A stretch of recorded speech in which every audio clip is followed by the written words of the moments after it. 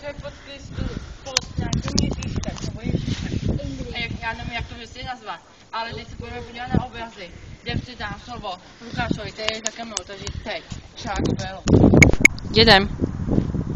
Čau lidi, já jsem vám slíbil, že půjdeme do toho kostela, nebo respektive můj kolega. A když se otočíte, tak tam uvidíte vlastně celý kostel Navštívení Panny Marie. A teďka se budeme podívat na obrazy. Tak za chvíli až to stopneme a čau. Čau. Jak jsem vám slíbil, tak tady je obraz. Tady je obraz všech obrazů. To jsou tady na tom zámku, kostele. No a teď se přesuneme na další obraz, který je z roku 1555. Myslím teda. Vidíte, tady je příprava na to ukřižování. Tady vlastně už to je, tady už jsme nakládali ten kříž. Tak teďkon, než tam dojdeme, tak já bych chtěl vám říct, že tady to jsou dveře do toho hřbitova. Tady to je obraz, kde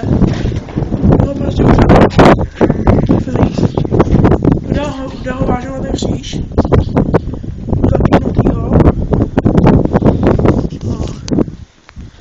Tady vlastně ještě z posledních sil nese na tu jeho popravu.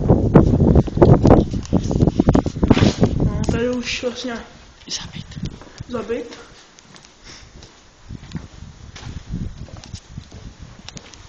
Víte, tady už vlastně padá. Už nemůže vůbec.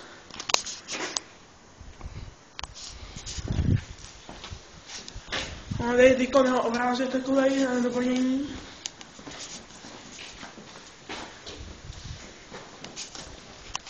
Tady je vlastně, museli ho zbičovat, aby se vlastně schopil a šel na ten jeho kopec.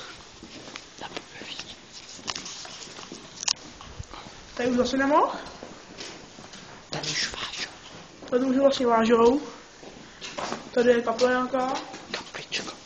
Kaplička.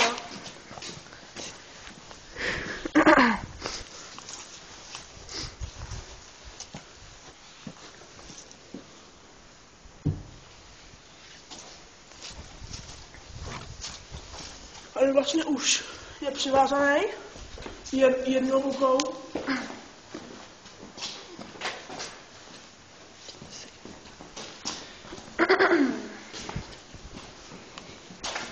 Tady už mu přivazil i hlavu.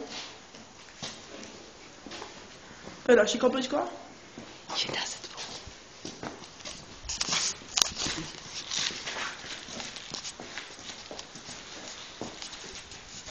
Tady je oblékají, to jsou ty obrazy jsou tam přeházený už, tak jdeme. Tady si to přeštěte.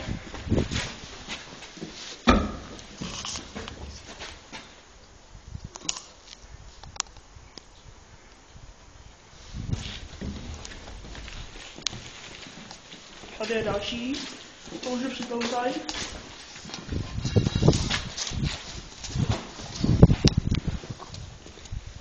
No, tak tady pár vlastně to visí, nebo, no, teď nějak. Tady si koupíte trochu.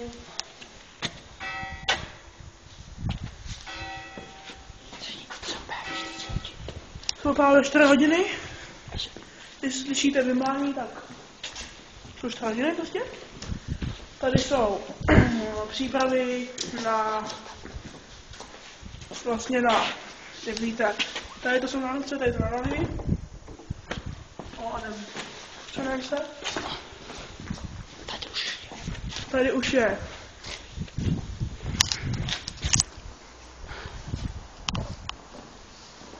Tady ho dávají prostě do rakve.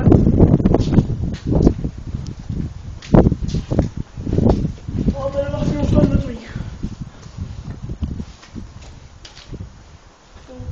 To už Bou. No a to je zelený.